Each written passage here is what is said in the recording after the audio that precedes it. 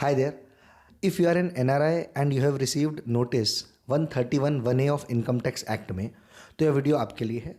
इस वीडियो में I will tell you everything about the notice और इसे आपको कैसे टैकल करना चाहिए, दैट टू। इससे पहले कि हम इस नोटिस में और आगे बात करें, फर्स्ट मेक श्योर कि आप पैनिक ना करें।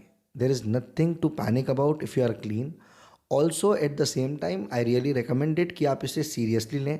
जो डॉक्यूमेंट्स, बुक्स, एविडेंसेस या फिर इंफॉर्मेशन आपसे डिपार्टमेंट ने मांगा है, जैसे मांगा है उसे वैसे प्रेजेंट करें on the required time and place. Now starting with the basic question, sir मुझे नोटिस क्यों आया है? See, double taxation avoidance agreement की ट्रीटीज होती है and since you are an NRI you must be having your properties, bank account और some other things outside India. So as per double taxation avoidance agreement treaties, हो सकता है कि abroad की government ने इंडियन गवर्नमेंट के साथ में वो डेटा शेयर करा हो and that's why department might have a suspicion कि ये असेट्स, इनके सोर्सेज आपके पास में क्या है। कुछ केसेस में ऐसा भी देखा गया है कि अगर आपकी कोई नेटवर्क फाइल ओपन होती है तो भी कई बार आपके पास में डिपार्टमेंट के नोटिसेस आते हैं, so as to make sure कि आपने खुद कुछ कंसील नहीं करा है या फिर आपने किसी और के इवेजन में साथ ना दिया हो। अगर आपको ऐसा नोटिस रिसीव होता है तो सबसे पहले आपने चेक करना है कि आपका नोटिस सही है या नहीं है। फॉर एग्जाम्पल, इशू करने वाली अथॉरिटी जो है वो सही है या नहीं है, इनकम टैक्स डिपार्टमेंट की तरफ से आया है या नहीं आया है। सेकेंड बात, आपको देखना है कि इसमें जो पेन नंबर डला है वो आपका ही है या नहीं है। थर्ड थिंग आपने जो इंश्योर करनी ही चाहिए वो है डिन नंबर। नोटिस में डिन नंबर होता है, डॉक्यूमेंट आइडेंटिफिकेशन नंबर। क्या आपके नोटिस में वो डिन नंबर दिया हुआ है या नहीं दिया हुआ है? When you will check all these basic things and you are satisfied that the notice is true, then the second thing what you have to do is understand the requirements what the department is asking for. हो सकता है कि department आपसे आपके abroad के bank statements की photo मांगे, PDF copies मांगे, या फिर ऐसा हो सकता है कि डिपार्टमेंट आपसे आपकी ट्रैवल हिस्ट्री से रिलेटेड पासपोर्ट की कॉपी वगैरह मांगे।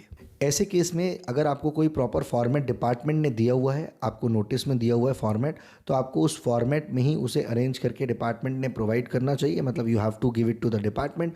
और अदरवाइज़ ऐसा अगर कुछ भी फॉर्मेट वगैरह नहीं दिया है तो आपने उसे स्ट्रक्चर्ड प्रॉपर मैनर में कंपाइल करके प्रिपेयर करके डिपार्टमेंट को देना चाहिए। Other than this, in the notice itself you will be seeing the reasons why department has given you this notice.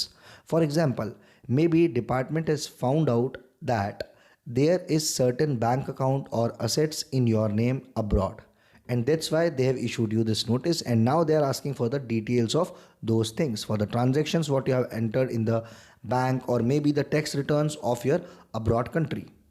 Once you have prepared all the things, then you need to ensure that you go before the department on the required date and time and present all the documents and books and other things what they have asked for. In many cases what happens is, considering that the person who is receiving the notice is an NRI, he is not present in India. And if you are not present in India, then in such case what I would recommend is you consult your tax advisor, you ask them to become authorized representative for this particular thing. They will compile everything for you or maybe you can compile it yourself. However, they'll go and make the submissions to the department. एक बार अगर आपके सारे documents वगैरह prepare हो जाते हैं और submit हो जाते हैं तो डिपार्टमेंट इंश्योर करता है कि सारी चीज़ें इन ऑर्डर है या नहीं है। फॉर एग्जांपल, जो आपने स्टेटमेंट्स वगैरह दिए हैं वो आपके टैक्स रिटर्न से मैच करते हैं या नहीं करते हैं। अगर इंडिया में टैक्स लाइबिलिटी बनती है तो has it been paid or not, is there the case of concealment of income और there is no such case. ये सारी चीज़ें इंश्योर करने के बाद में अगर डिपार्टमेंट को ये लगता है कि कुछ और क्वेश्चन एंड आंसर वगैरह करना है या फिर स्टेटमेंट लेना है ऑन ओथ, तो डिपार्टमेंट वहाँ पर पे आपसे स्टेटमेंट ऑन ओथ लेगा। अदरवाइज बहुत सारे मैटर्स इसी स्टेज पे क्लोज हो जाएंगे। आई होप आपको इस वीडियो से हेल्प मिली होगी। एंड वन मोर थिंग, आपको इस बारे में पैनिक नहीं करना है, ना ही स्ट्रेस लेने की ज़रूरत है। अगर सब कुछ सही है तो मैटर आपका 1 या 2 हियरिंग में मैक्सिमम सॉल्व हो जाएगा। मोस्टली केसेस में पहली बार सबमिशन करते ही मैटर सॉल्व हो जाता है। Double taxation avoidance agreement treaties के ज़रिए कई बार डिपार्टमेंट को क्योंकि इन्फॉर्मेशन मिलती है तो डिपार्टमेंट आपसे पूछता है। बहुत बार ऐसा होता है कि क्योंकि आपने अपना इंडिया में रिटर्न फाइल नहीं करा है, और वो भी आपने इसलिए नहीं फाइल करा है क्योंकि आप पे एप्लीकेबिलिटी नहीं आती थी, तो डिपार्टमेंट के पास में इन्फॉर्मेशन ही नहीं है कि आप रेसिडेंट हैं नहीं हैं, आपका क्या स्टेटस है, and that's why department has asked you all the information. So यहाँ पर एक और टिप है कि even though you are not a resident in India, still you should file your income taxes in India as well. I am Raghav Khandelwal, Chartered Accountant having 5+ years of experience in cloud accounting and taxation for companies and individuals including NRIs. If you have any queries or concerns, do reach out to me. I hope this video has helped you. Thanks.